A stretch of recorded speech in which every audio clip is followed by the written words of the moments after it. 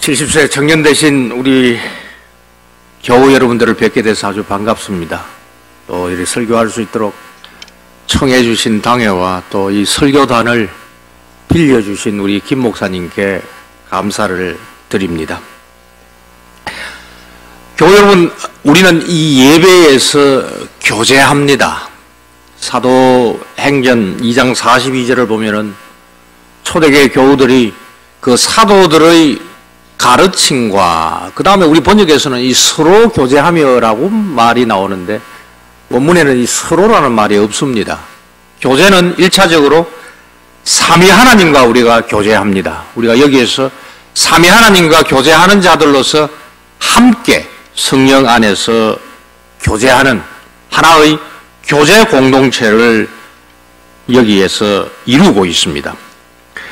방금 이 교제 가운데서 우리가 사도신경으로 우리 주 예수 그리스도를 믿사오며 라고 이렇게 고백을 했습니다. 근데 이 우리 주 예수 그리스도를 믿습니다 라는 것이 오늘 읽은 본문에 나오고 있는 베드로의 신앙 고백에서 시작했습니다. 사도신경은 그 출발과 뿌리가 오늘 읽은 이 말씀입니다. 신앙을 고백합니다. 고백은 서약입니다. 고백은 약속입니다. 고백은 선서입니다. 우리는 고백하면서 먼저 우리를 지으신 하나님 아버지를 고백합니다. 우리는 스스로 있는 것이 아니고 하나님 아버지께서 나를 지어주셨다. 이것을 갖다가 진술을 하면서 고백을 합니다. 예수 그리스도 성자께서 우리를 구속해 주셨다 고백합니다. 성령 하나님께서 지금 이 교회, 이 교제 가운데서 우리를 거룩한 자로 지금 빚고 만들어 주시고 계신다. 그렇게 고백합니다. 이 고백은 하나님 아버지와 성자 예수 그리스도 성령 하나님을 향하여 하는 고백입니다. 근데 고백은 여기에서 끝나지 않습니다. 고백으로 우리가 삼위 하나님과 교제할 뿐만 아니라 삼위 하나님과 교제하고 있는 우리 형제 자매들끼리 서로 고백하는 겁니다. 우리는 하나님 아버지께서 만들어 주셨습니다. 우리는 예수 그리스도께서 우리를 죄에서 자기 보혈로 구속해 주셨습니다. 우리는 스스로 있는 것이 아니라 있으면은 악하죠. 우리 모습은 아주 못됐습니다. 성령께서 오늘 우리를 불러주셔서 여기에서 거룩하게 지금 만들어주고 계신다. 따라서 우리 고백을 통하여서, 신앙 고백을 통하여서 우리가 서로서로 지금 교제하고 있는 겁니다. 이런 고백과 약속, 이런 서약과 선서는 삼위 하나님을 향해서만 나아가는 것이 아니라 서로서로를 통하여서 교제 가운데 약속할 뿐만 아니라 우리의 그 이 고백을 듣지 못하는 이들이 예배당 바깥에 있습니다. 이제 우리가 예배를 마치면 세상으로 파송을 받습니다. 불신자들 가운데 살 겁니다. 우리의 일터가 있고 이웃이 있습니다.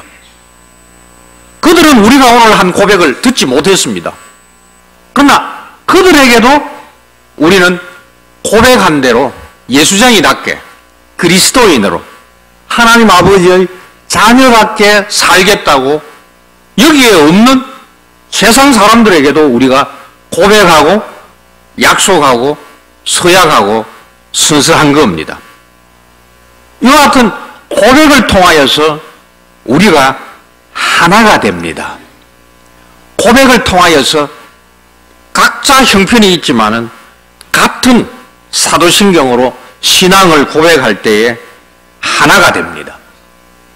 이 성경에서 이 고백한다라는 말의 뜻, 그것은 한 목소리로 하나처럼 같은 내용을 우리 입으로 말한다라는 뜻입니다. 이렇게 하여서 우리는 하나가 된 겁니다. 그래서 사도신경은 바로 베드로의 고백에 기초하여서 여기는 예수님에 대한 고백만 나오지만은 예수님의 아버지에 대한 고백, 예수님을 증거하고 우리를 예수님 믿게 하시는 그 성령 하나님과 더불어 교제하면서 우리가 하나로 엉켜져 나가는, 우리는 각자가 빚음을 받고 각자가 만들어지고 함께 만들어져서 시내 동부 교회라는 교회가 바로 여기에 모이게 된 겁니다. 이런 것을 여기에서 점검하는 겁니다. 주일 예배는 뭐냐? 우리가 서약을 재점검하는 자리입니다. 우리를 세상으로 파송하시면은 십계명대로 신자답게 살아서 나의 이름이 아니고 나를 나되게 하신 하나님의 이름과 영광을 드러내겠습니다. 서약하는 겁니다. 그런데 사도신경으로 서약하고도 지난 한 주간 돌아보니 타협하면서 예수장이답지 않게, 그리스도인답지 않게, 하나님의 자녀답지 않게 산 우리의 모습이 생각나지 않습니까? 서약을 할 때마다 회개하는 거죠. 서약을 할 때마다 형제 자매들에게 나를 용서해 주시오. 서약을 할 때마다 불신자에게 기다려라. 내가 예수장이답게 사는 모습을 그대들이 볼 것이다. 그러나 한국교회가 성장하고 부흥하던, 예배당이 차던 그런 시절에 사실은 이런 고백에 걸맞지 아니한 사람들이 교회 안에 많이 들어왔습니다. 그러다 보니까 교회가 교회답지 않고 우리 장로님 기도처럼 이 성도가 성도답지 아니한 그런 시절이 지금 부흥과 성장의 뒷건물에서 가슴 아픈 일들을 우리가 많이 당하고 있습니다. 안타깝게도 교인들을 형무소에서 많이 만날 수가 있습니다. 이제는 목사들도 심심찮게 거기에서 만날 수가 있습니다. 뭐 거기에서 예수 믿고 회개한 것이 아니고 세상에서 목사로 일하던 사람 가운데 오늘 설교단에 서지 못하고 거기에 갇혀 있는 사람이 있습니다. 장로들은 더 많아요. 교인들은 더 많아요. 굉장히 가슴 아픈 일입니다. 한국교회에 이런 이름표만 단 신자들이 너무 많이 양산된 겁니다. 그렇다 보니까 다음 세대 신자가 점점 줄어들고 있습니다. 참 이 아름다운 예배당, 다음 세대 이 예배당을 채워야 하는데 걱정이 적지가 않습니다. 이 주일학교는 아이들을 고백자로 훈련시키는 기관입니다. 아주 귀중한 일입니다. 참된 신자는 여세 동안 날마다 세상에서 하나님의 자녀로 십계명을 따라서 살고 힘써 일해야 됩니다. 그러면 손해봅니다. 악을 악으로 갚지 못하고 악인들의 길, 악인들의 꾀, 죄인들의 길, 오만한 자의 자리에 우리가 앉지 못하면 경쟁이 떨어지는 것 같습니다. 법을 어겨야 됩니다. 같이 맞부딪혀서 때로는 싸워야 될 그런 때도 있습니다. 그러나 손해보고 피곤하다 하더라도 우리 힘으로 살지 아니하고 지금 우리를 빚어 자기의 형상으로 만들고 계신 성부와 성자와 성령께서 우리와 동행하시면서 우리에게 지혜를 주십니다. 힘을 주십니다. 피곤하여도 쓰러지지 아니하고 독수리처럼 솟아오를 능력을 베풀어 주실 겁니다. 예수 동안 우리가 살 때 온몸이 상처입니다. 우리의 무장이 너덜거릴 수가 있습니다. 그렇기 때문에 주일마다 이곳에 오셔야 됩니다. 우리의 서약을 확인해야 됩니다. 우리의 상처를 치유받아야 됩니다. 우리의 무장을 다시 재점검해서 재무장하는 이 자리에서 재충전을 받으셔야 됩니다. 이제 우리가 이 서약이 뭔지, 서약에 합당한 자인지 우리 자신을 살펴보면서 치료받고 다시 재무장하는 시간이 되시기를 바랍니다. 오늘 이 말씀을 가지고 제가 이 말씀을 예수님의 말씀을 따라 가지고 너는 나를 누구라고 하느냐로 정리했습니다. 세 가지를 살펴보겠습니다. 첫 번째는 은혜를 받아야, 하나님의 계시를 받고 은혜를 받아야 예수님을 그리스도라고 고백합니다. 둘째는 이렇게 고백할 때는 반드시 왕따 당하는 고난을 당합니다.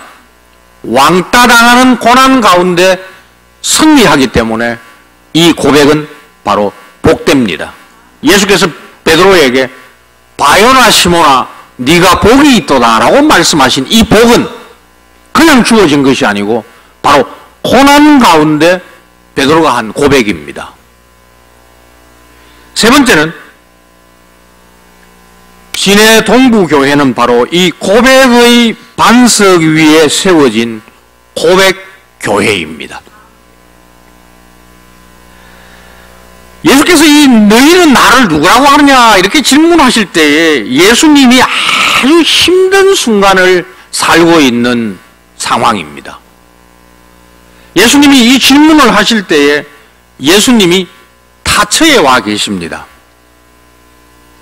뭐 어젠가 오늘인가 우리나라 유명한 정치인 가운데 한 사람이 별세했다고 나왔습니다만은 그 사람이 한 유명한 말이 자의반 타의반입니다. 정계 은퇴가 자의반 타의반이라고 했는데 우리 주 예수께서 지금 자의반 타의반으로 고향과 일터를 떠나셔가지고 지금 객지의 제자들을 데리고 와 계십니다. 그 객지에서 예수 그리스도께서 그리스도입니다. 살아계신 하나님의 아들입니다. 라는 이 고백을 받았을 때에 예수님이 굉장히 큰 위로와 큰 기쁨을 얻습니다. 이렇게 객지에 나와 있는 예수 그리스도 힘든 선생님을 잘 깨달아 알면서 우리도 선생님처럼 살겠습니다. 이 고백한 대로 살겠습니다. 라고 듬직하고 묵직하게 응답하면서 제자의 길을 걷겠다고 서약합니다. 이 화면에 지도가 나올 겁니다. 그 지도를 보시면은 그 새파란 중간 부분이 갈릴리 호수입니다. 때로는 갈릴리 바다 할 만큼 이게 북쪽에서는 25km, 이쪽으로는 한 20km, 그야말로 아주 큰 호수입니다. 예수께서 저 지역을 중심으로 사역을 하셨습니다. 예수님의 고향이 저 노란 쪽, 여기 모퉁이로 가면은 나사렛이 있습니다. 조금 더 가면은 물로 포도주를 만든 가나가 있습니다. 예수님이 고향에서 쫓겨가십니다. 그래서 어디로 가시느냐? 저 막달라 마리아, 최근에 막달라 마리아의 집이 발굴되었는데 집이 상당히 큰 집이었고, 마리아가 예수님을 따라가면서 수종 들더라 했는데 그것이 아마 필요한 재정을 상당히 많이 낸 여인이 아니겠느냐, 그렇게 추측하는 저 막달라가 있고요. 이 갈릴리 호수 붙어 있는 북쪽이 바로 가버나움입니다. 예수께서 이 가버나움에서 많이 가르치시고 가버나움에서 여러 가지 일을 행하셨습니다. 그런데 예수님이 지금 쫓겨갑니다. 예수님께서 억지로 지금 휴가를 떠난 겁니다. 저 화살표를 보면은 저 화살표를 따라가지고 저 왼쪽에 있는 것이 바로 이 지중해입니다. 이 시돈과 두로가 있는데 거기서 예수께서 어떤 여자의 청을 들어가지고 딸을 고쳐주셨죠. 예수께서 그 이방인들을 개라고 말씀하시면서 상관이 없다고 할 때 그 여인이 뭘 했습니까? 개도 주인의 식탁에서 떨어지는 뭘 부스러기를 먹습니다 라는 거기에 그 믿음의 고백을 보고 그 딸을 고쳐준 것이 바로 저기입니다. 그리고 이쪽으로 가셨다가 조금 내려오셔가지고 가면은 바로 거기에 그 가이사라 빌립보가 나옵니다. 빌립보 가이사라라고도 할 수가 있는 그 지역이 나오고, 그리고 그 오른쪽으로 보면은 헤르몬 산이라는 것이 산이 나옵니다. 이 다음 사진을 한번 볼까요?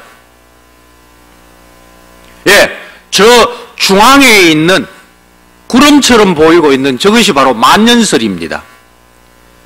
이제 지내니까 잘 아시겠죠? 지중해에서 서쪽에서 습기를 아주 많이 먹은 바람이 동쪽으로 이렇게 올라오는데 산이 너무 높으니까 산을 못 넘는 거예요. 그러니까 전부 다 저것이 흡수가 됩니다. 그래서 시편 133편에 보면은 어느 산의 이슬이죠? 헐몬산의 이슬이 어디까지 미치죠? 시온의 산들에 미친다라는 말이 나올 만큼 저 지역은 비가 안 옵니다. 저 헐몬산하고 시온까지가 거리로는 한 600리 정도 됩니다. 직선으로. 아무리 이슬이 많이 맺히지만은 헐몬의 이슬이 시온까지 간다면 굉장히 시편 기자가 뻥치는 겁니다. 그 정도로 습기가 없고 비가 안 오는 지역입니다. 그러나 저 헐몬산은 높기 때문에 물기를 많이 머금고 저렇게 푸릅니다. 우리 눈에는 너무나 푸르 보이기 때문에 별로 상관없을는지 모르지만은 저 지역을 지나고 갈릴리에서 조금만 내려가면 흙벌판이 아니고요. 풀 한 포기가 없는 1년에 비가 40mm도 안 오는 아주 척박한 땅입니다. 다음 사진요. 저게 가이사라 빌립보 가상 그 도입니다. 저 보면은 그 중간 오른쪽으로 보면은 흰 부분이 나오고 있는데 저것이 노출된 것만 해도 길이가 한 70m 되고 이 높이가 한 40m 정도 됩니다. 저게 바로 반석이죠. 시몬의 이름이 뭐라고 바뀌었죠? 베드로가 뜻이 뭐죠? 반석이죠. 지금 예수께서 지금 실물 교육을 하고 계신 거예요. 아, 너 신앙 고백이 저 반석과 같다. 아주 실물 교육을 예수께서 하시고 계시는데 아주 잘 사는 동네였습니다. 다음 사진요.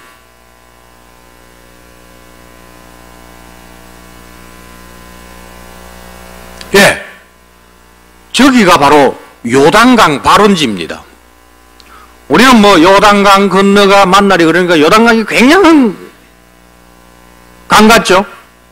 실개천입니다. 실개천. 저게 내려가면서 이쪽 저쪽으로 저 물 다 대고 농사 지으려고 하니까 이 요단강 이래 가면은 말이에요. 굉장히 우리 눈에는 아주 형편없는 강입니다만은 어쨌든 저게 한 20m 이상 돼요. 우리나라는 이 저 샘이 솟으면 한 곳에서 펑펑 솟잖아요. 저 헐몬산에서 그 습기가 머금어가지고 땅 밑으로 갔다가 갑자기 막 팍 터지면서 이 수원이 나옵니다.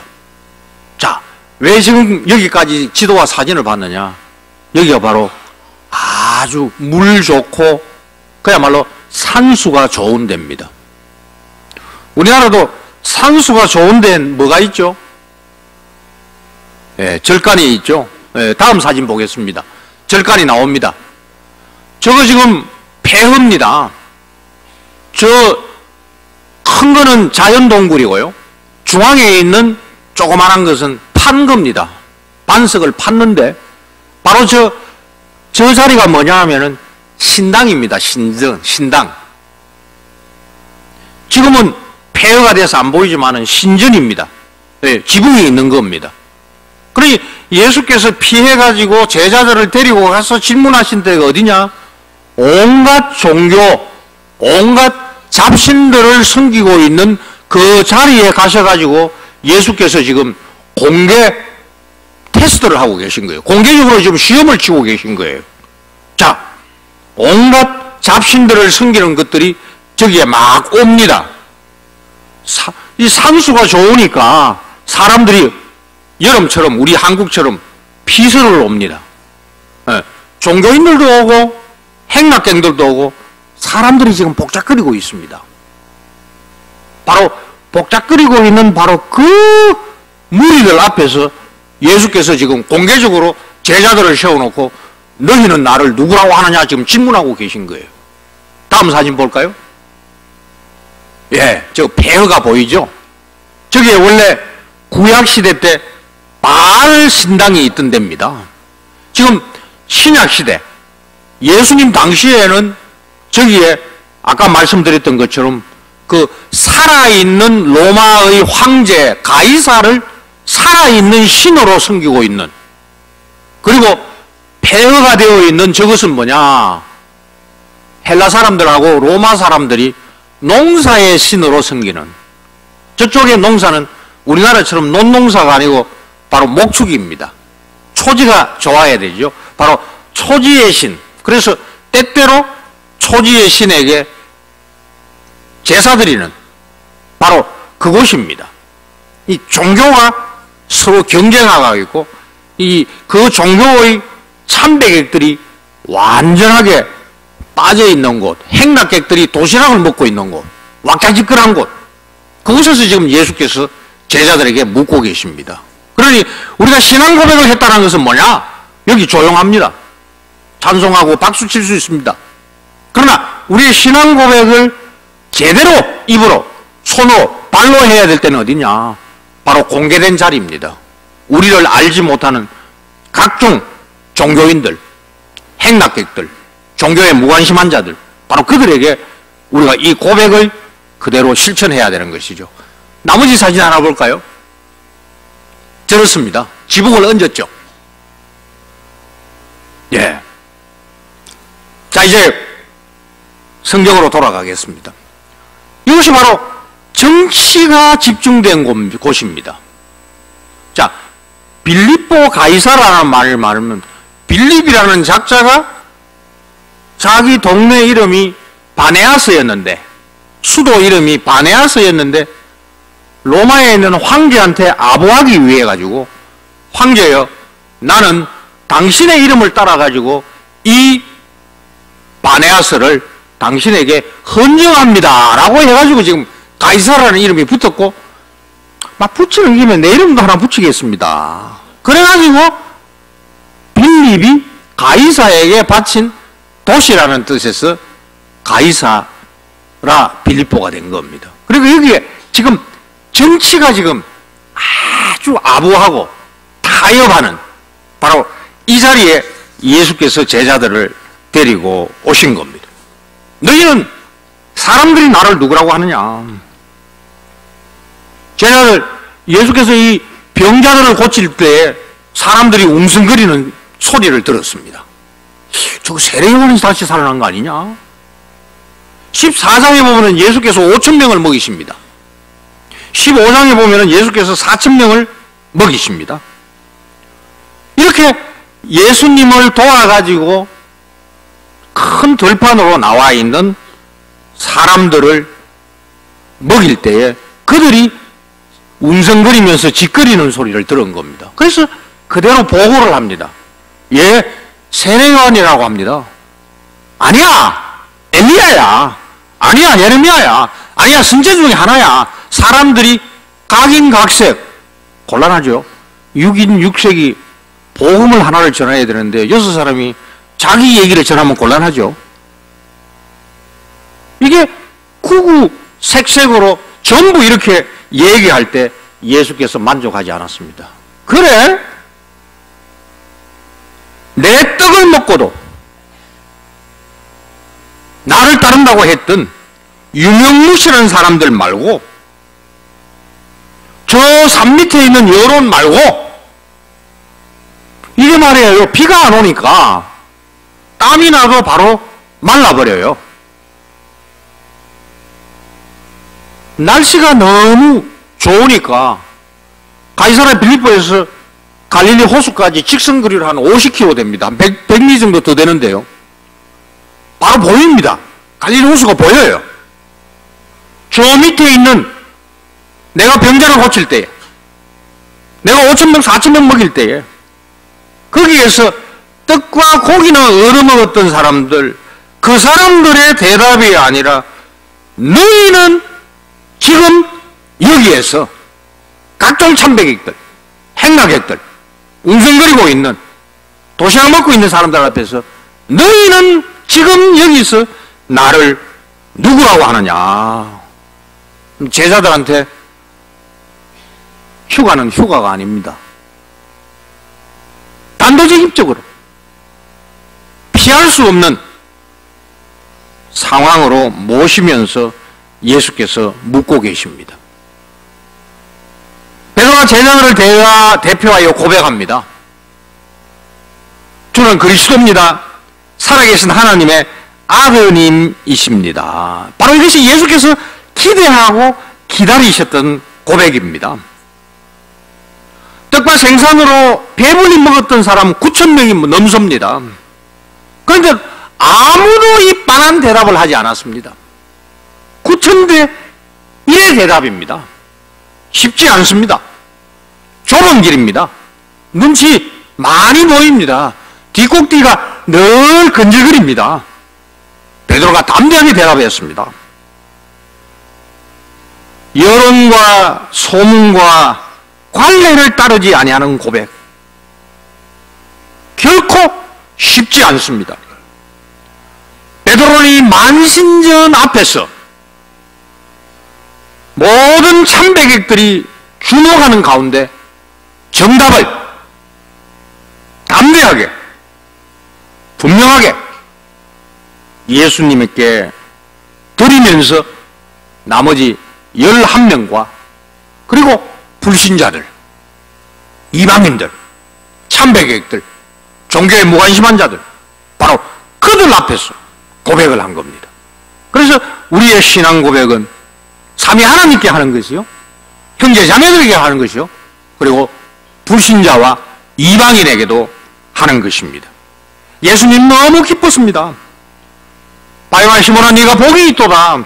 그러나 이것을 네게 알게 하시니는 혈육이 아니요 하늘에 계신 내 아버지시라. 혈육, 죄인의 모습입니다. 타락한 인간입니다. 스스로 예수님을 그리스도로 고백할 수가 없습니다. 반드시 위로부터 하늘에 계신 아버지의 계시와 은혜가 있어야 예수님을 그리스도로, 예수님을 하나님의 아들로 고백할 수가 있습니다. 우리 예수님 교육도 굉장히 잘 하십니다. 칭찬해 준과 동시에 바로 조심해라 경고하십니다. 그 뒤에 보면 바로 베드로가 넘어집니다. 사탄아, 내 뒤에서 물러가라. 예수께서 바로 책망하십니다. 근데 여기에도 예수님의 경고가 달려 있습니다.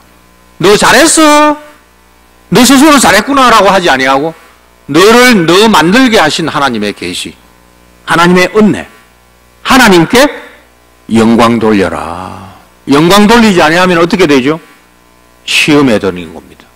일하고 혼신으로 헌금하고 몸을 바쳐 봉사하고도 하나님께 영광 돌리지 아니하고 내가 했습니다 하면 반드시 시험 드는 거 아시고 예수께서 너 복되다 칭찬하시지만 그러나 그건 너가 한 거 아니야. 하늘에 계신 내 아버지께서 너에게 계시와 은혜를 주신 거야. 영광은 하나님께 돌려라. 우리가 여기 주일마다 오셔야 될 이유가 바로 이겁니다. 우리 속에는 선한 거 안 나옵니다.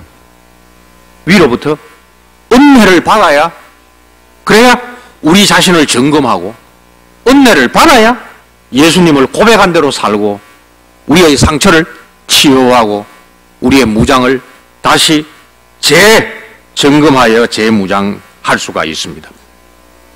교회 여러분, 소문과 여론, 세상 관례에 휩싸이면 대충 예수님 따라갑니다. 그래서 도대체 너가 믿고 고백하는 예수가 누구냐 하면은 그리스도라고 대답을 못합니다. 대충 따라가면은 두리뭉실하게 대답하고 흐리멍덩하게 삽니다.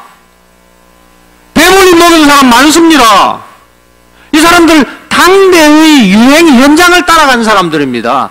아주 정보력이 빠른 사람들입니다. 아, 예수라는 사람이 나와가지고 우리가 전해보지 못한 일을 하구나. 그 떼약볕을 맞으면서 갈릴리 호수 그 동북쪽으로 그 광야에 예수께서 설교하러 갈 때에 그 노천 집회 장소, 노천 설교단에서 예수께서 설교하실 때 사람들 유행을 따라서 예수님을 슈퍼스타로 만들었지만은 예수님을 그리스도라고 고백하고 믿지는 않았습니다. 하나님의 아들이라고 고백하면서 예수님이 우리의 메시아라는 것을 고백하지 않았던 것입니다. 오직 하늘 아버지께서 알게 해주시고 입을 열어 고백하도록 해주셔야 예수님은 그리스도입니다. 나는 그리스도인입니다. 예수님은 그리스도입니다. 예수께 고백하는 겁니다. 예수님은 그리스도입니다. 형제 자매끼리 고백하는 겁니다. 예수님은 그리스도입니다. 세상 사람들에게 나는 그리스도에게 속한 사람이다. 그리스도인이다. 나는 예수에게 속한 사람이다. 나는 예수쟁이다. 그렇게 고백할 수가 있습니다. 그래서 우리가 매일 여기 오셔야 될 이유가 바로 이겁니다. 재충전 받아야 됩니다. 상처가 많습니다. 예수쟁이로 살려면. 우리의 무장이 막 너덜너덜해집니다. 그리스도인으로 살려면. 바로 이 자리가 재무장하는 자리입니다. 다시 치유받는 자리입니다. 그래야 우리가 예수님을 바로 고백하고 바로 그렇게 고백한 대로 불신자들 앞에서 살아갈 수가 있습니다. 두 번째로, 예수께서 왜 이렇게 경치 좋은 데 오셨을까요? 예수께서 할 일이 없어가지고 놀러 왔습니까? 예수께서 지금 왕따 당하고 있습니다. 예수님 당시에 구약을 가르치는 사람들이 있었습니다. 그래서 구약에서 가르치고 있는 율법을 중시하기 때문에 율법사라는 사람들이 있었습니다. 또 그들 가운데서는 이대로 살아야 된다, 아주 엄격하게 살아가는 사람들이 있었습니다. 바리새인들. 예수께서 고향 나사렛에서 병자를 고쳐주었습니다. 기적을 행했습니다. 그런데 고향 나사렛 사람들이 예수님을 그 벼랑 끝 있는 데서 밀쳐 떨어져 죽이려고 했습니다. 배척했습니다. 예수께서 그래서 선지자는 고향에서 환영 못 받는다 하시면서 고향을 등질 수밖에 없었습니다. 안식일에 회당에서 한 손 마른 사람을 예수께서 고쳐주셨습니다. 그러니 이 나사렛이 속해 있는, 지네가 속해 있는 경남처럼 나사렛이 속해 있는 이 갈릴리 지방에 있는 고참 바리새인들, 그때부터 예수님을 어떻게 죽일까 의논하기 시작했습니다. 마태복음 12장 14절에 나옵니다. 예수께서 착한 일을 하셨는데 율법을 잘 따른다고 하는 사람들, 율법은 바로 예수님이 그리스도라는 것을 가르치고 있는데 내용은 버리고 형식만 가지고 이 사람들이 저 예수를 어떻게 죽일까 의논하기 시작한 겁니다. 선생이 제자가 선생보다 잘날 수가 없습니다. 예수께서 그렇게 말씀하셨습니다. 선생이 배척당하면 제자도 배척당할 수밖에 없습니다. 이제는 터가 더 넓어집니다. 서울인 예루살렘에서 전국적인 지명도가 있는 종교 지도자인 바리새인들과 서기관들이 와가지고 마태복음 15장을 보면은 예수님을 질문을 던지면서 그 괴롭히기 시작을 합니다. 어떻게 하든지 말꼬리 잡기 위해 가지고.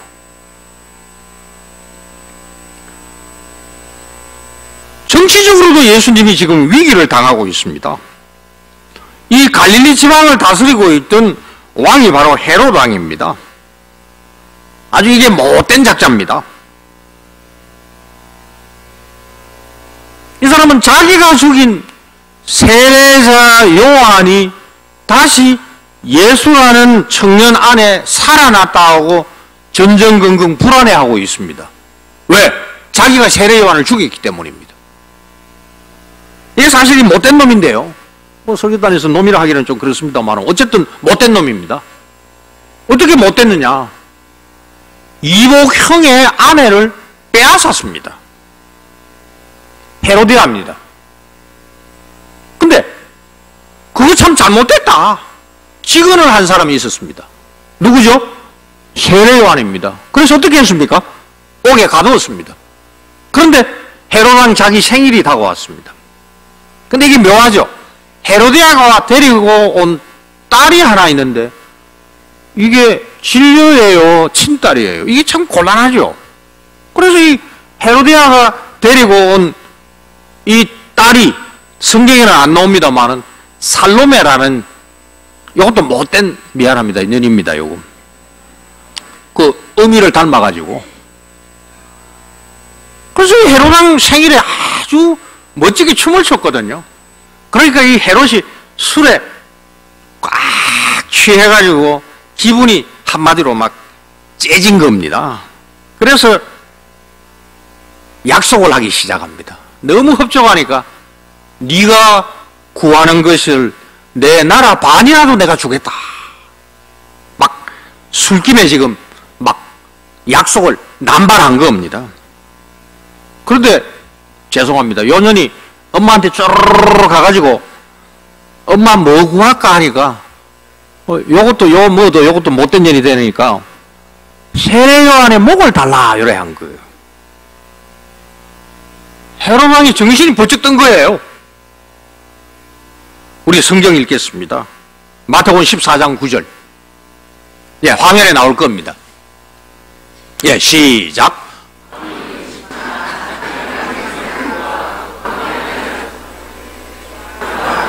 저게 맹세가 뭐냐 하면은 공약입니다. 공약. 신하들과 축하객들 앞에서 그 왕포옹 된다고 맹세를 한 거예요. 그런데 자기가 나쁜 일을 했지만은 그래도 자기 나라 안에 의인이 하나 있어야 된다. 바른 말 한 사람이 있어야 그 나라에서 도둑질하고 못된 짓 하는 사람들 왕이 칼을 안 들어도 요 정도 잘 가르치는 의인이 있으면은 나라 통치하기 좋거든요. 자기가 사실은 책망을 받아가지고 회개해야 되는데 자기 회개하기는 싫고 요거 세례요한 그래도 추록시켜가지고 조금 이용해 먹을 수가 있는데 공약을 하니까 맹세를 했으니까 그야말로 이건 빼도 박도 못하는 거죠. 결국 자기 목숨을 건지기 위하여서 요한은 내어주고 자기 목숨을 구차하게 구한 꼴이 된 겁니다. 우리가 사인하는 거 굉장히 많습니다. 잘 보고 도장 찍어야 됩니다. 안 그러면 요새 코백하는 세상이 돼가지고 이 도장 찍는 거 이게 바로 약속하는 겁니다. 서약입니다. 이게 순수입니다. 나 이 조건을 어쨌든 지키겠다. 못 지키면은 재산 뺏기고 더 심하면 감옥 가야 되는 거죠. 굉장히 약속 조심해야 됩니다. 헤롯 왕을 생각하시길 바랍니다. 그냥 술김에 아마 이렇게 얘기했을 겁니다. 뭐 내가 뭐 취한 적은 없습니다만은 아마 못 주면은 내가 왕이 아니지. 내가 성을 간다 가라 이래 한다면서 아마 혀 꼬부라진 소리로 했다가 정신이 번쩍 들고 들었을 때는 넣는 겁니다. 이렇게 예수께서 종교 지도자로부터 지금 배척과 공격을 당하고 있고 정치가로부터 지금 완전히 집중 공격을 당하고 있습니다. 아, 내가 죽인 세례 요한이 청년 예수 안에서 환생을 했구나. 요 주의 인물이 된 겁니다. 이런 왕따 예수님을 고백하는 거 쉽지 않았습니다. 태어나면서 맹인인 자를 예수께서 또 안식일에 고쳐주셨습니다. 예수님을 이 덫에 빠뜨리려고 뒷조사하고 있던 바리새인들 이제 결정적으로 이제 증거를 잡은 겁니다. 이제 슬슬 뒷조사를 합니다. 그 부모를 불렀습니다. 그랬더니 부모 대답이 시원찮아요. 이 사람이 우리 아들이고 맹인으로 태어났습니다. 가한테 물어보이소요. 가도 어른인데 와 우리한테 무십니까? 하면서 오리발을 내미는 거예요. 이 나면서부터 맹인인 아들이 고침을 받았으면은 부모가 이래야 해야 되는데 이 대답이 시원찮아요. 그래서 이제 호구조사는 끝났고 아들을 불렀습니다. 불렀더니 눈 뜬 사람이 하는 얘기가 뭐냐 하면은 아마 날 고쳐준 사람은 선지자 중에 하나일 겁니다. 이래 되는 거예요. 5,000명, 4,000명 공짜밥 먹고 병 고치는 거 보고 낸 입장료가 뭐냐? 아마 세례요한이 살아났을 거야. 엘리야일 거야. 예레미야일 거야. 아니야, 다른 선지자야. 라고 하는 두리뭉실한 대답을 기적을 체험한 자, 완전히 치유를 받은 자의 입에서 나왔다. 이게 좀 이상하죠. 바로 예수님을 그리스도로 고백하면은, 왕따 당하고 있는 예수님을 고백하면은 고백하는 자도 왕따 당하기 때문입니다. 우리 요한복음 9장 22절을 한번 읽어보겠습니다. 시작.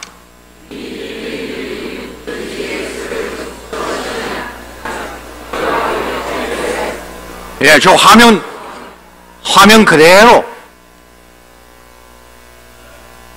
그대로 드십시오. 두 자를 내가 살펴볼 건데요. 출교라는 말이 있습니다. 출교는 원래 출회당입니다. 이 당시에는 동네마다 회당이 있었습니다. 안식일마다 율법을 듣고 율법 강론 설명을 듣고 또 율법 잘 안 지키는 자는 책망하고 하는 게 바로 이 회당입니다. 모든 사람들이 회당에 갑니다. 출회당 하면은 추방입니다. 파문입니다. 요새식으로 말하자면은 호적을 파는 겁니다. 이건 바로 나병 환자와 같습니다. 동네 안에 못 들어옵니다. 결혼도 못하고 직장도 얻지 못하고 부모도 만나지 못하고 완전히 인간이 매장되는 겁니다. 그 다음에 왜 저렇게 출교를 당하느냐? 잘 보십시오. 예수님을 누구라고? 그리스도로 시인하는 거. 저기 시인한다라는 말이 바로 고백입니다. 놀랍게도 우리 성경 번역에는 고백이란 말이 안 나옵니다. 왜 안 나오는지 아세요? 선교사가 왔어요. 한국말은 서툽니다. 지리도 모릅니다. 조금 영어하는 조사를 데리고 다니면서 더듬더듬 해가지고 이렇게 요거는 고백입니다. 그렇게 해가지고 고백이 됐는데 조금 글 잘하는 사람, 한문 잘하고 영어 좀 하는 사람이 성경을 번역을 하면서 저걸 시인이라고 번역을 한 거예요. 그러니까 엇박자가 돼가지고 오늘도 사도신경으로 우리의 신앙을 어떻게 한다고요? 고백합니다 하는데 사도신경으로 우리 신앙을 시인하겠습니다 안 하죠? 저게 바로 고백입니다. 고백. 그런데 예수님을 그리스도로 고백한다라는 것이 바로 베드로에게서 시작되는 겁니다. 베드로가 배운 겁니다. 고백을 하는 것은 베드로지만은 가르쳐 주신 분은 예수님입니다. 예수님이 나는 그리스도다. 나는 하나님의 아들이다. 그래서 사도신경을 고백할 때 늘 기억하시기를 바랍니다. 이게 이후에는 이름이 되어버렸어요. 우리 주 예수 그리스도를 믿사오니 되어 있는데 이거는 원래 뜻은 그렇습니다. 순서가 우리 주 예수인데 예수님이 제일 먼저 나옵니다. 예수님은 우리의 주님이십니다. 예수님은 우리의 그리스도이십니다. 예수님은 하나님 아버지의 아들입니다. 라고 고백하는 겁니다. 이게 이제 자꾸 하다가 보니까 이거 가지고 우리 주 예수 그리스도하고 다락 해버리는데 늘 기억하시기를 바랍니다. 고백할 때 나는 예수님을 그리스도로 고백합니다. 예수님을 하나님의 아들로 고백합니다. 따라서 예수님이 나의 나 된 것은 은혜로 되게 하셨으니 바로 예수님은 나의 주인이십니다. 그게 바로 사도신경에서 나오고 있는 고백입니다. 요한복음 12장 43절을 한번 보겠습니다. 저기에도 이 고백이라는 말이 다른 말로 번역이 되어 있습니다. 요한복음 12장 한번 화면에 나올 겁니다. 자, 한번 읽어보겠습니다. 관리 중에도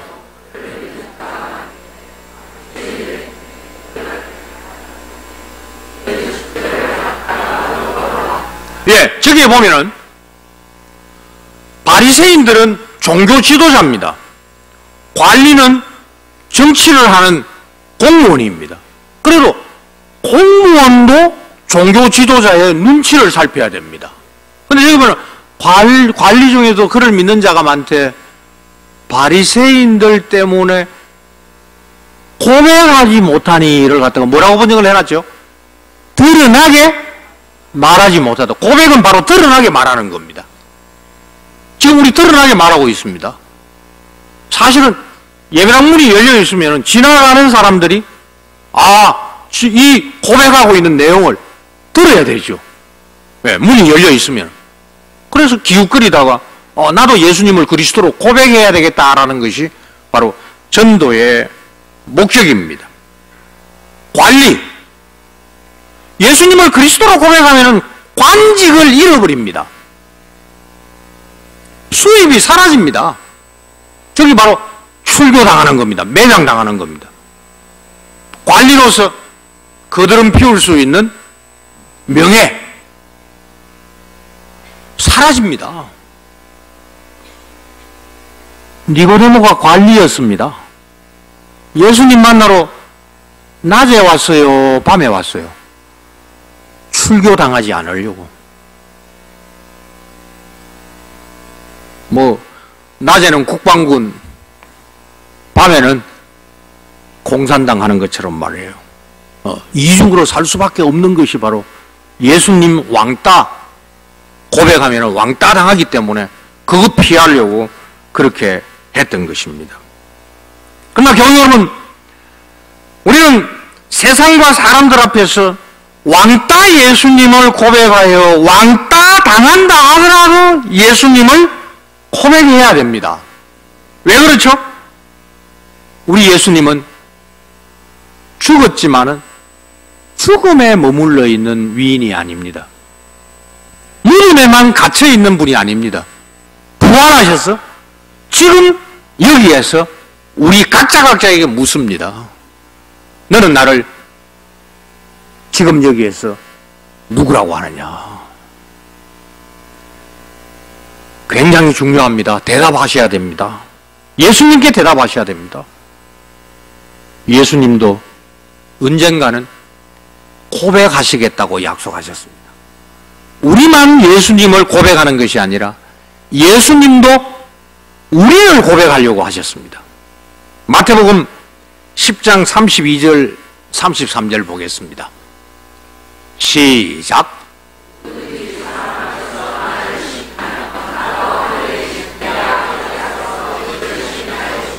자, 이제 아셨으니까 시인을 뭐로 바꾼다고요? 그렇게 한번 읽어보겠습니다. 시작.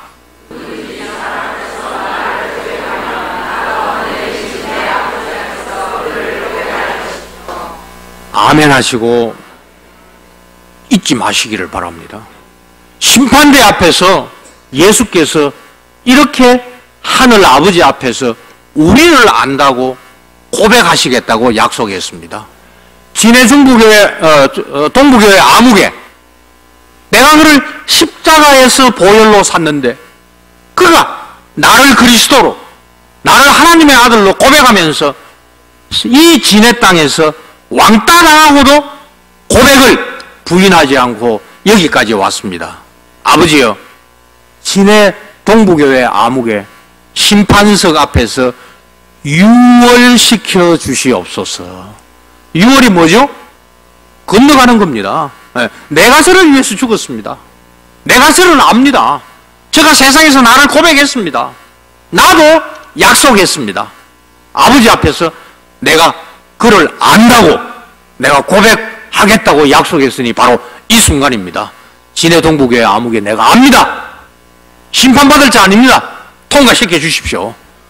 이런 고백을 예수님께로부터 받는 모든 교우들 되시기를 바랍니다. 요한계시록 3장 5절 말씀도 같은 말씀입니다. 우리 화면에서 같이 한번 읽어보겠습니다. 시작.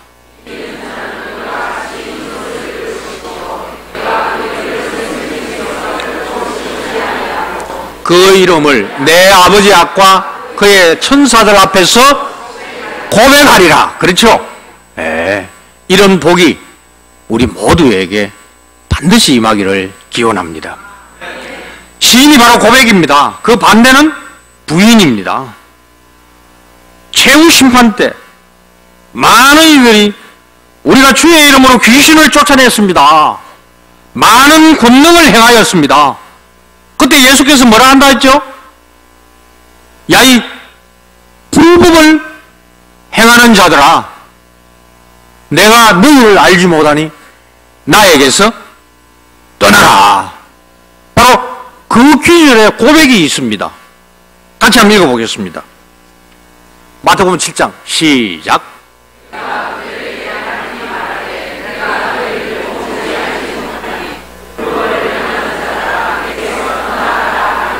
저 고백이 뭐라고 번역되어 있죠? 밝히 말하다는 겁니다. 네. 예수께서 고백합니다. 나 너 몰라. 내한테 떠나라. 내가 너 몰라. 예수께서 부인하시겠다는 겁니다. 가부간에 안 합니다. 예수께서 심판대 앞에서 내가 진해 동부교회 아무개 안다고 고백하시든지 내 너 모른다 부인하시든지 양양간에 하나입니다. 달란트 비유에서도 양양간에 하나죠. 순종하는 종하고 불순종하는 종.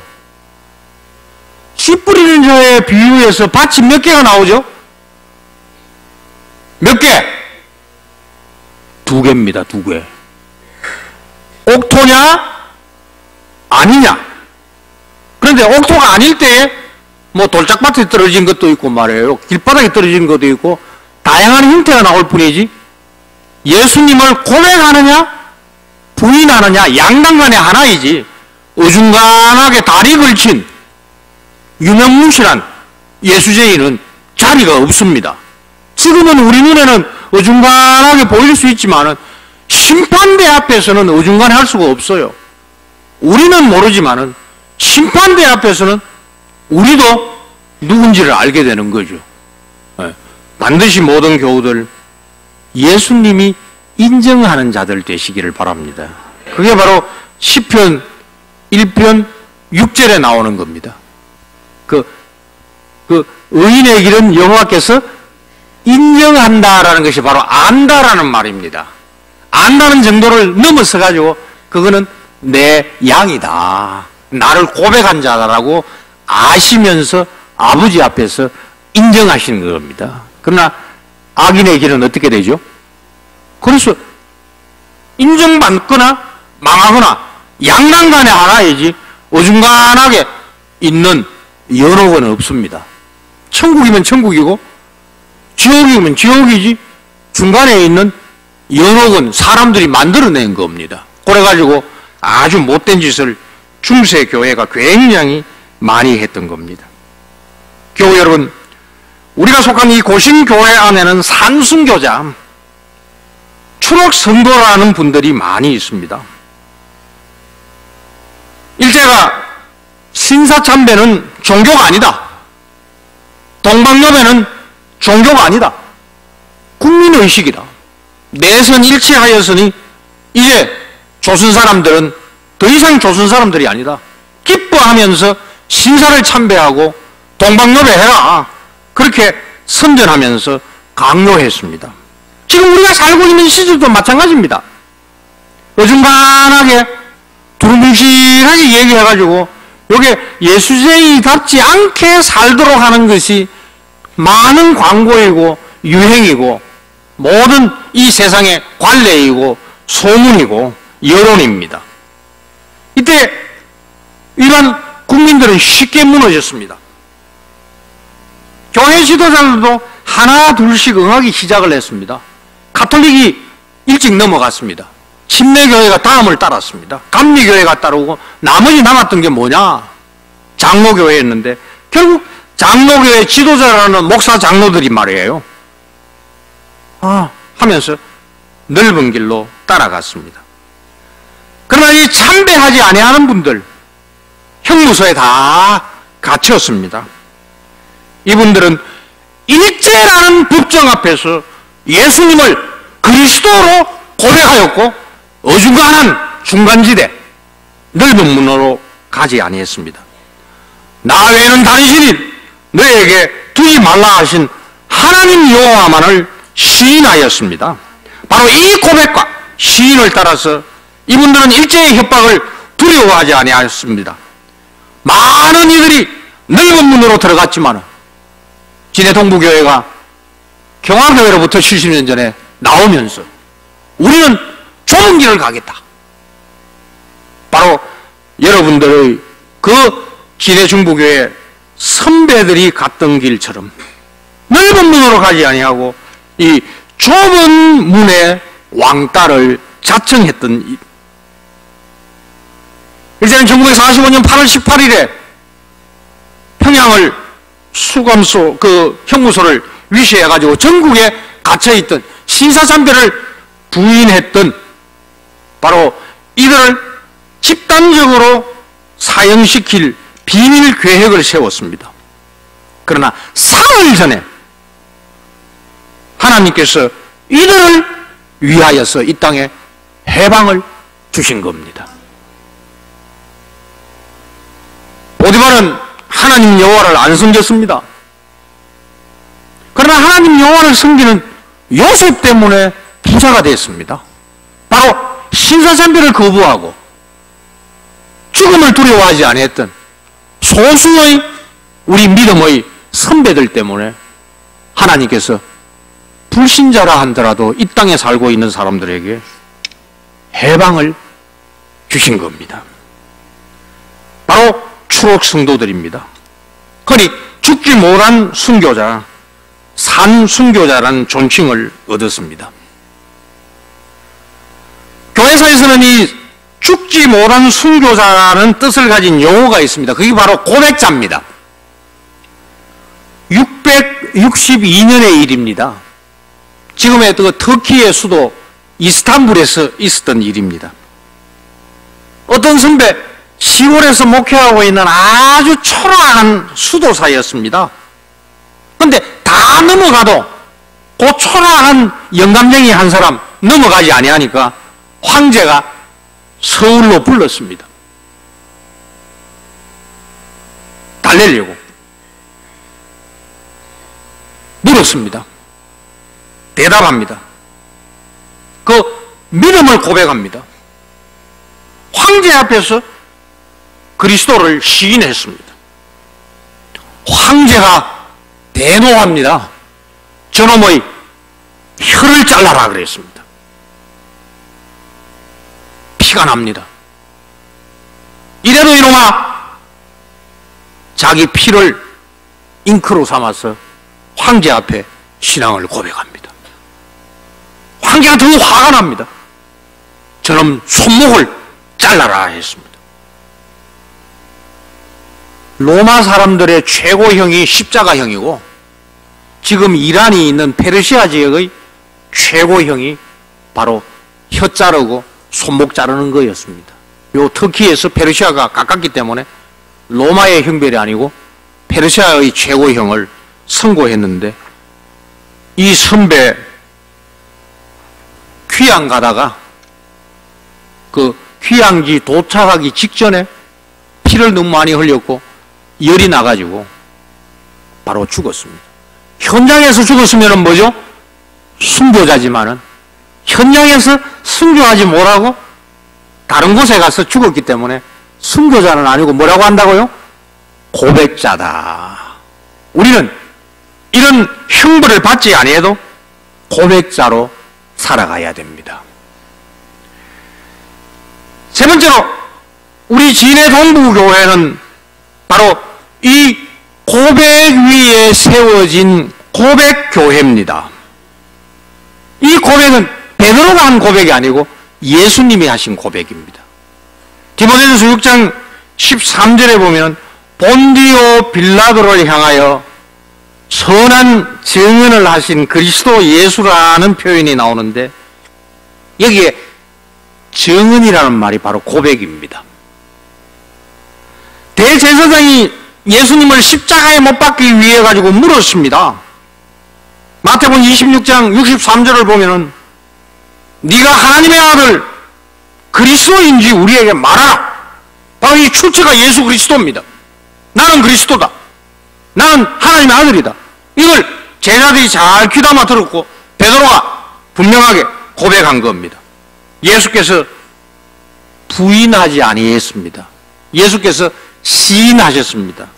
네가 말하였느니라 시인하셨습니다. 다음에는 빌라도 법정으로 끌려갑니다. 빌라도가 묻습니다. 네가 유대인의 왕이냐? 빌라도는 법률가입니다. 빌라도는 공정하게 식민지 백성을 재판해야 됩니다. 빌라도는 확신하고 있었습니다. 저 나사렛 예수는 죄인이 아니다. 유대인들이 자기 동족 하나를 시기해가지고 저자를 죽이기 위하여서 나의 입을 빌어서 죽이려 하는구나. 나는 그 덫에 빠져서는 안 되겠다. 그래서 예수께 물었습니다. 네가 유대인의 왕이냐? 예수께서 나 아니다. 부인하면 삽니다. 그러나 부인해서 사는 것은 헤롯이 세례 요한을 내주고 자기 목숨만 건지는 것과 똑같고, 그러면 예수님은 목숨은 건졌을지 모르지만 우리 목숨은 못 건지는 겁니다. 예수께서 빌라도 법정 앞에서 자기를 부인하지 않고 시인하셨습니다. 빌라도를 향하여 네 말이 옳도다 했습니다. 그러나 말도 안 되는 헤롯이 갈릴리 자기 다스리는 나라의 백성 중에 하나인 예수님을 신문하러 갈릴리에서 예루살렘까지 왔습니다. 헤롯한테는 말도 안 되는 거 묻지 마라. 침묵하셨습니다. 침묵으로 대답하셨습니다. 우리 예수님 대제사장의 법정, 세계 제국의 총독 빌라도 법정, 헤롯의 법정에서 굴복하지 아니하시고 자기를 유대인의 왕, 그리스도 하나님의 아들이라고 고백했습니다. 바로 이 예수님의 고백과 고백의 그 결과로 십자가를 지시고 부활하신 예수님의 선한 정은 이 고백 위에 진해 동부교회는 든든하게 서 있습니다. 반석 위에 지은 집, 바로 예수님의 고백의 반석 위에 지은 집이 바로 이 진해 동부교회입니다.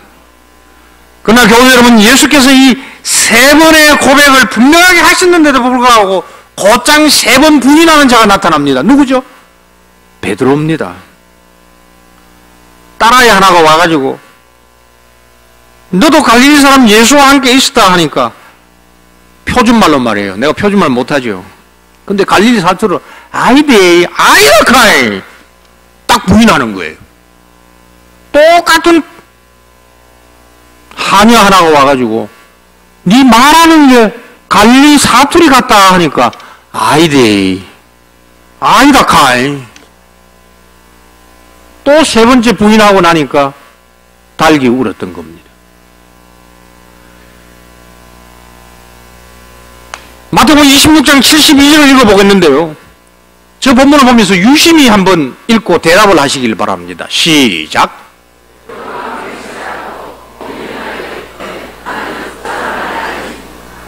자, 고백 안 하고 부인했습니다. 근데 글자 하나가 나오죠. 전에 이 얘기한 사람 누구 하나 있죠? 누구죠? 베드로가 어떻게 했다고요?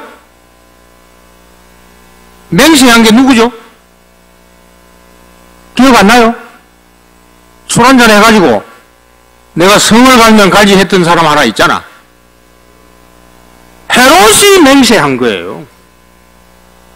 어떻게 네가 복이 있도다. 네 스스로 한 게 아니고 네 혈육이 아니고 하늘에 계신 내 아버지께서 가르쳐 주신 거다. 계시와 은혜를 받아가지고 너가 나를 고백하는구나. 칭찬받았던 베드로가 고백자가 아니고 불신자가 된 겁니다. 고백자가 아니고 부인하는 사람이 된 겁니다. 교우 여러분, 이 베드로는 닮지 마시기를 바랍니다. 그러나 교우 여러분, 살다 보면 우리가 약해집니다. 살다 보면 예수님 부인할 때가 있습니다. 그러나 그때는 베드로를 닮으시기를 바랍니다. 베드로가 어떻게 했죠? 그 관정, 빌라도 관정 바깥으로 나가지고 어떻게 하죠? 크게 울어야 되는 겁니다. 회개해야 됩니다.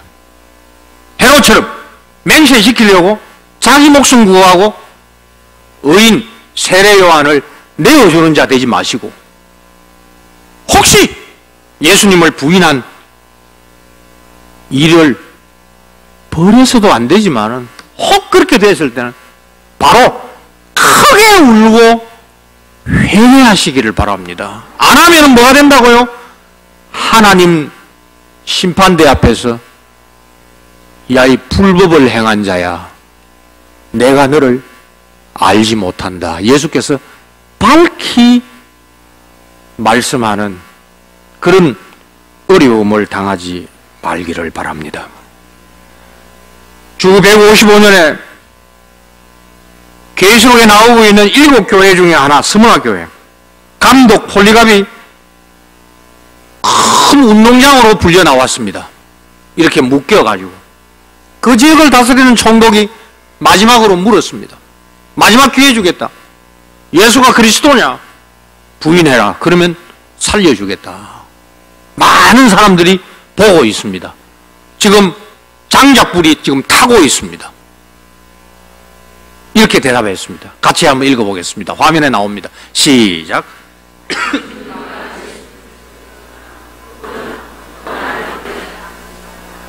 그런데 나의 왕, 나의 구주를 어찌 내가 부인할 수 있겠습니까? 예수님이 항상 어디로 가시든지 여러분들에게 묻습니다. 도대체 네가 나를 어떻게 보기에 이렇게 아무 자리에서나 무단의 횡단하나? 네가 나를 어떻게 보기 때문에? 사람들이 안 본다고 무단횡단 함부로 하나? 그러나 나는 부활한 자다. 나는 성령과 함께 너와 동행하는 자야. 너가 도대체 어떻게 사람 눈에만 착한 짓 하고 사람 없을 때는 법을 어기냐? 항상 주께서 물으신다는 거 잊지 마시기를 바랍니다. 말씀을 맺습니다. 고난이 없는 믿음은 거짓 고백입니다. 내가 이 젊은 친구들에게 결혼이 고난이라고 말씀하고 싶어요. 아이 낳는 거 고난입니다. 세상 사람들은 자기 편하려고 결혼 안 합니다. 아이 안 낳습니다. 그러나 우리는 왕따 당해야 됩니다. 왜? 진해동부교회 이 아름다운 예배당에 대대로 하나님을 찬양하는 다음 세대가 있어야 되기 때문입니다. 생육하고 번성해라. 자, 사도행전에서 생육하고 번성했습니다. 한국교회가 생육하고 번성했습니다. 요한계시록 보세요. 헤아릴 수 없는 흔한 흰옷 입은 무리가 찬송하리로다, 찬송하리로다, 찬송하리로다 하는 바로 그 영원한 나라를 채우기 위하여서 우리는 결혼해야 됩니다. 아이 낳아야 됩니다.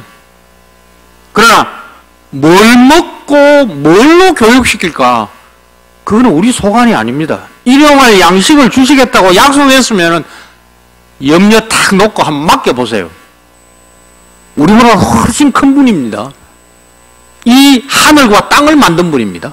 하늘과 땅의 모든 권세를 받으신 분이 바로 진해 한 모퉁이에 살고 있는 우리 하나 못 챙긴다면 그것은 약속을 갖다가 어기는 겁니다.